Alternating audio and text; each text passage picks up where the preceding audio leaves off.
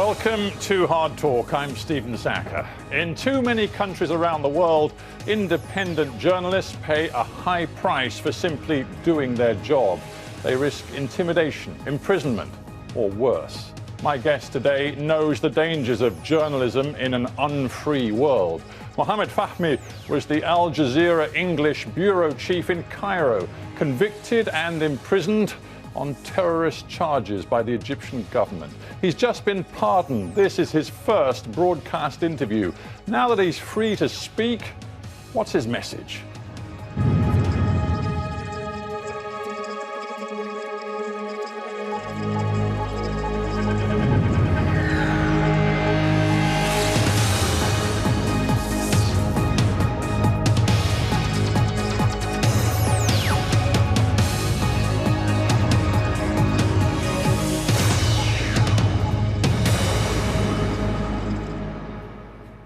Mohamed Fahmy in Cairo, welcome to Hard Talk.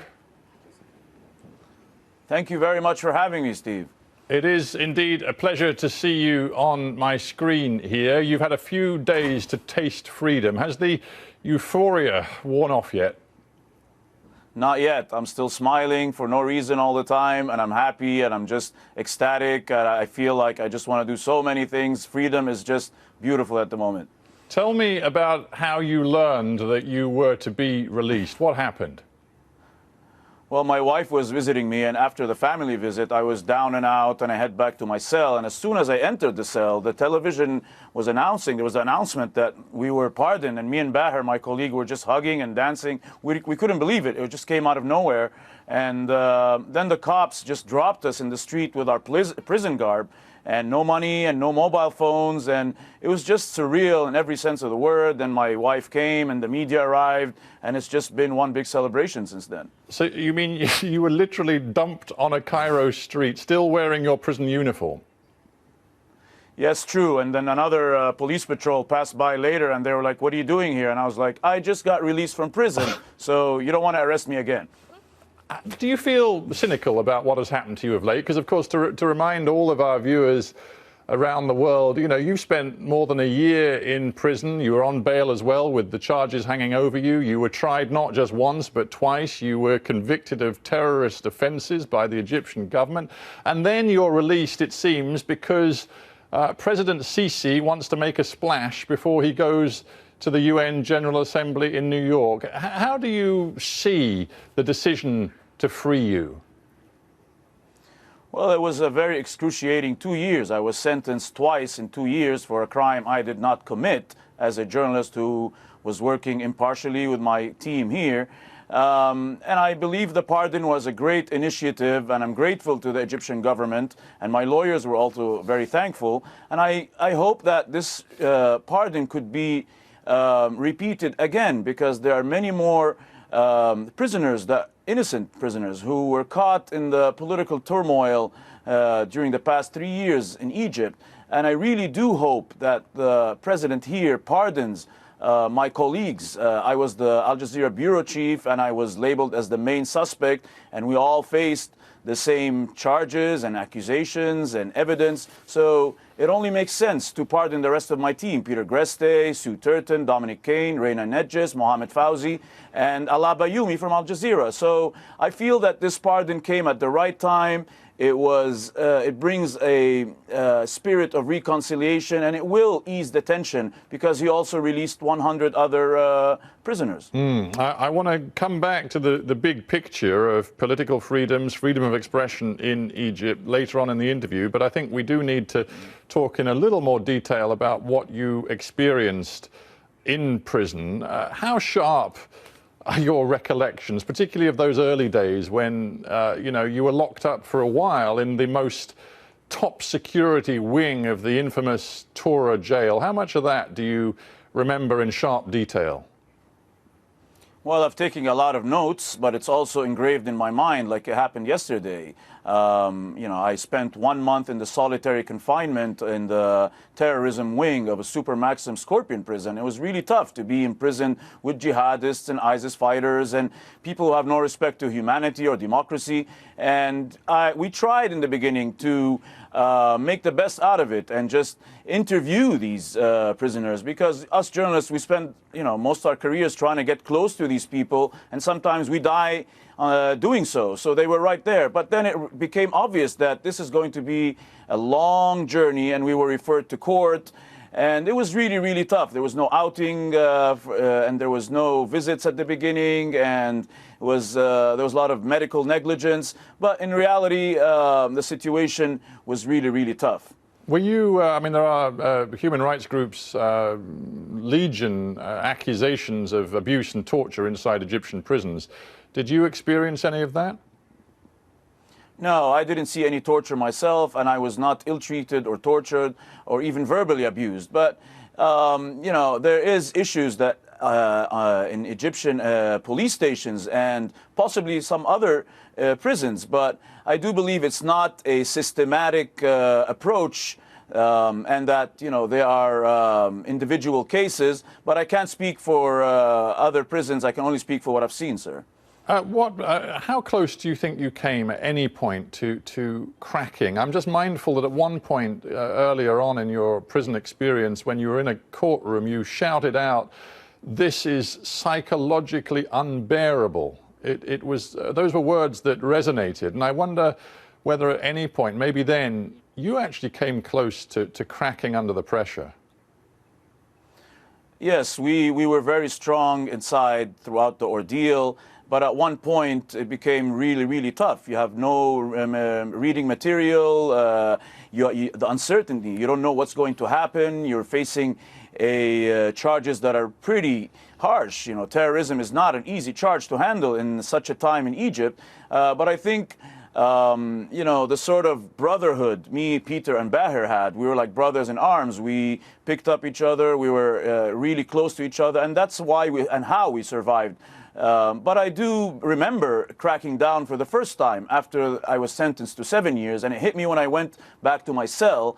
And I think this was the first time I broke down when I saw images of my mother and my wife crying in the newspaper later on in the day. So yes, it was a very tough experience, and I think the only way to survive such an ordeal is to have a balance inside prison between your spiritual side, your mental side, your physical side. And I'm very happy that I'm here now with you.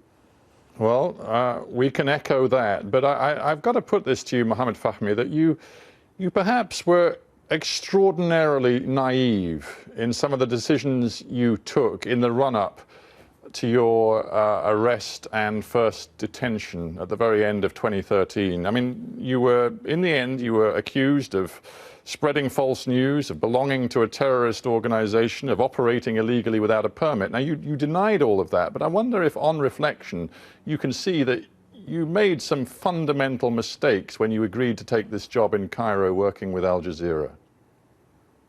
Well, that's a question that a lot of people ask here in Egypt. I personally made a clear differentiation between the Arabic arms of the channel and the English channel. There are many respected journalists that work in the English channel, and I took the job because of that, and I agreed to be the bureau chief there, and I made it very clear in conditions when I took the job to the management in Al Jazeera that they need to separate us completely from this Arabic channel, specifically because Al Jazeera Mubashir, the Arabic arm of the channel, was banned by a court order several days before I took the job, and the court order stated that the channel was biased to the Muslim Brotherhood and a threat to national security. So whether you agree with it or not as Al Jazeera and Qatar, this is what the law said here. So I maintained a hypercritical approach to my own work, and I made sure that we do our own news gathering, independent sourcing and booking, and that was my condition. But however, Mohamed, I also made it very clear. You say you were so clear about this demarcation, but you know that the reporting that was done under your name on Al Jazeera English from Cairo was then translated and put on the Arabic language Egyptian network, which, as you say, had been declared illegal by the Egyptian authorities. So you knew there was a fundamental problem, but you didn't resign or even make a really big noise about it. You carried on working. Well, sir, Steve, if you see your network doing a mistake, you don't just go and run off. You highlight it, and I found out by coincidence when I'm sitting at home. So the network is keeping me in the dark that they're using my material on this banned channel. So you bring it out once, they promise you that they will not do it again, then they do it again. And so to run away and just leave the problem without solving it is not the way to go. And unfortunately, the network continued to do that behind our backs, and that put us on the radar of the Egyptian authorities. But it gets worse. What happened is, when I first came to the office, the whole staff was frantic. I mean, they were like, are we legal? Do we have a license? And I asked many times the channel, are we legal? And it's in emails and it's in writing. And they said, yes, we are legal, concentrate on the editorial side. But unfortunately, we found out in court that the prosecutor presented a report, and I later did my own research and realized that Al Jazeera actually did not have a broadcast license. It was canceled 4 months. It was canceled like several days before I started the job, and they were not transparent enough with me, and that is unacceptable. And of course, that doesn't justify what happened to us in court, but it made our situation much worse. It gave our captors more firepower, and it was just really tough for us. It's fair to say you've fallen out with Al Jazeera big time, and that's coming across in this interview. I mean, Al Jazeera deny categorically the charges that you've laid at their door, including charges that you've just said to me about their not being straight with you. You've referred to quote-unquote epic negligence on their part. They have gone through all of your charges. They've denied them all. And to some people, this is going to seem very strange. I mean, after all, Al Jazeera as a corporation lobbied hard and long for your release. They made you and Peter Gresti and Baha Mohammed a cause célèbre around the world. They paid your legal fees. They continued to pay your salary. And here you are now saying that Al Jazeera as a corporate institution betrayed you and let you down. The Free AJ staff campaign was great, and I'm thankful to Al Jazeera for that. It kept our plight alive, but that's not what's going to get us out of prison. There had to be a parallel strategy with bringing in some of the best lawyers and lobbying in where we are actually detained. Let me go back to the issue of the licenses.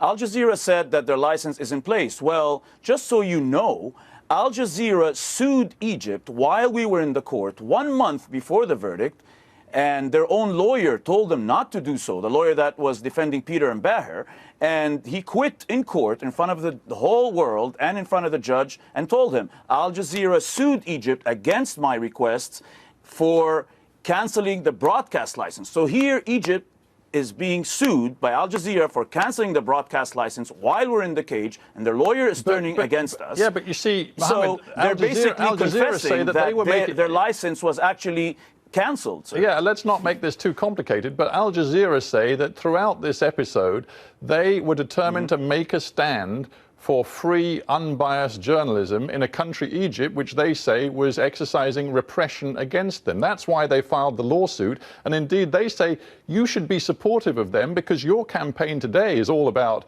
the right to free expression. And that is what Al Jazeera say their campaign has been all about from the very beginning. This case is about freedom of expression, silencing 3 professional journalists, but it's also a political battle between Egypt and Qatar, and this has been very clear. I only took this stance against Al Jazeera when after so many constructive emails and content, I wrote them from prison many times and told them you need to do things differently. And let's go back to the issue of paying my legal fees. They only paid my legal fees after pressure from Mr. Joel Simon from the CPJ, Mr. Peter Nolander from Media Defense, and others, and they still owe me some money for the legal fees I paid. And when you see your own lawyer turning against them, that's not acceptable for their lawyer to turn against us in court. That really killed us. I hear what you're saying, Mohammed, but so much of what you're saying feels to me like being very wise after the event. I come back to the question about extraordinary naivety. You now say that the Al Jazeera Arabic channels were operating, quote unquote, as an anti-Egyptian government propaganda tool. You claim that Al Jazeera as a corporate entity is in essence a foreign policy tool of the Qatari government. But I would put it to you that nothing about Al Jazeera, whether your charges have any merit or not, nothing about Al Jazeera and the way it operates today is fundamentally different from the way it was when you signed up to a lucrative contract to work for them in Cairo.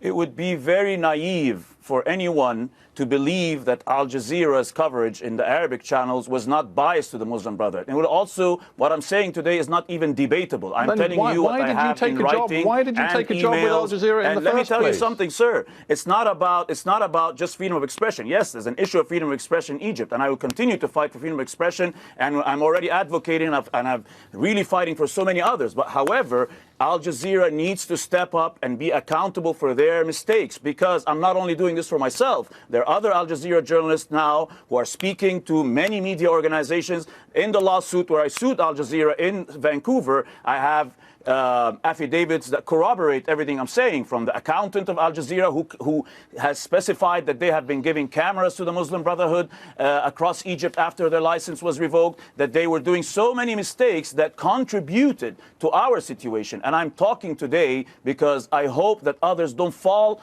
in what happened to us. And it's not about naivety. It's naive to think that this case is only about freedom of expression, sir. Mohamed Fahmy, let's park the legal suit that you filed for a moment. Obviously, it's legally sensitive, and we can't go into too much more detail about that. But I do, and it should be said, Al Jazeera deny the charges that you are aiming at their door. Of course. But let's bring it back to the personal for a moment. I really would like to know how you handled the very difficult moment earlier this year when the Egyptian government decided to deport Peter Grester, your friend and colleague whom you'd spent so long in jail with.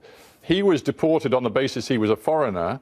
You too, as it happens, are a foreigner in the sense that you have a Canadian passport, but you were forced to stay behind and continue in the prison. That must have been very difficult. I was the happiest person when I saw Peter being deported. He suffered a lot, and it was harder even for him because he didn't speak the language. But of course, you know, it was mixed emotions. I wanted to be deported as well. And when the Egyptian government came to me and told me, drop your citizenships, you can go, they were doing it in the sense to just, you know, relieve and just get me out of the situation, the same way that happened to Peter. But then it didn't happen. And we have no explanation until today why this didn't happen, because, and you know, right now I'm trying to learn what's happening, why it didn't happen. And basically, there's so many lessons to be learned from this case for Al Jazeera and for the Egyptian government and for the Canadian government, who should have put more clout and stepped up the way the Australian government did in their lobbying to release me. That's an interesting point. I'm going to quote you words from Tom Henheffer, who's the executive director of the Canadian Journalists for Free Expression campaign group. He said, the Canadian government, in the case of Mohamed Fahmy, said it was using quiet diplomacy. It turns out that what they meant was they were basically doing nothing. Do you feel that the Canadian government and Prime Minister Stephen Harper let you down?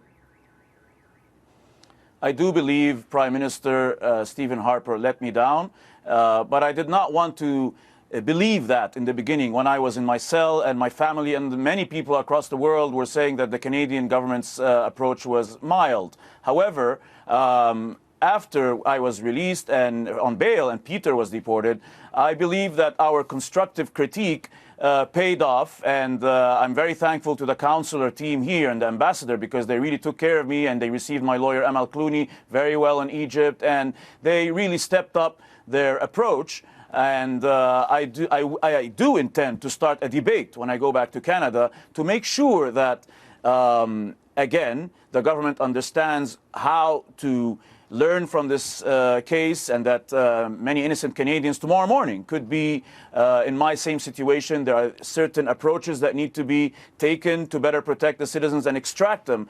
For example, the Prime Minister of Australia, Mr. Tony Abbott, he called President Sisi about 3 times when Peter was in prison. The Canadian Prime Minister didn't. And we started the Harper Call Egypt very successful campaign in Canada, and you know, it really garnered support. And I really do hope that you know, Mr. Harper realizes that this is not just about me; it's about many Canadians who could be in a similar situation. Yeah, and I know you now are going to have some teaching time in North America, lecturing on free expression and media rights.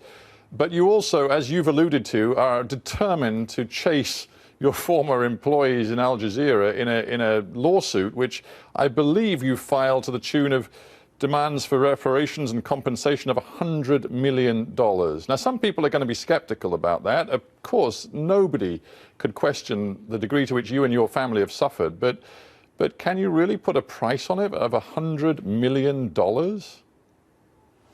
I will leave the legal issues for my lawyers to handle that aspect of the case, and I do not want to talk much about the case, but of course I'm going to pursue it very aggressively because I do believe that the network has committed grave mistakes that really put us in a very hard position, and they could have done things much better. This is the problem here with Al Jazeera's approach in Egypt. But let me go back to Canada. Yes, denies all of that, and that will obviously be tested in a courtroom, but the denial is there from Al Jazeera. Yeah. Before I end, I want to push you on a much bigger picture. It comes back to the points you were making about the importance of defending free expression.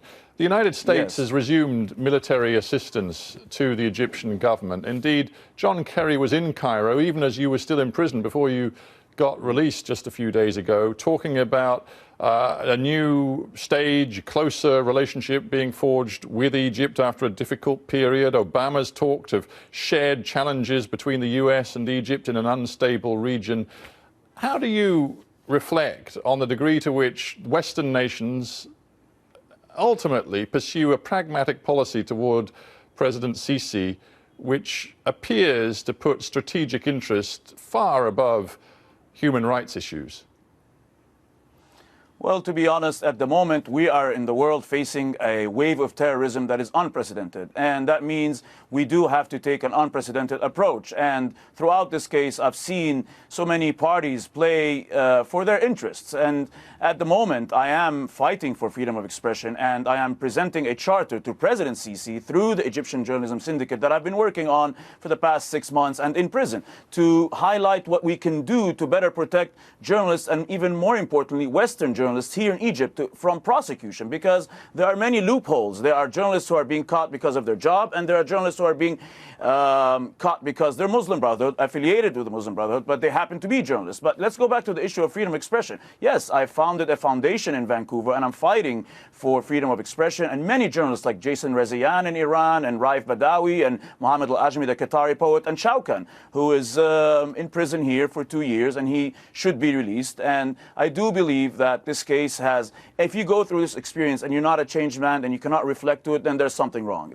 I'm very excited to be going to UBC in Vancouver, and I will be lecturing on the war on terrorism and coverage of the media in the Middle East and freedom of expression, and about this case, because this case came up at a time when ISIS was rising in Ukraine, and I believe a lot of context has been lost, and I think Egypt and Al Jazeera should be accountable for what happened.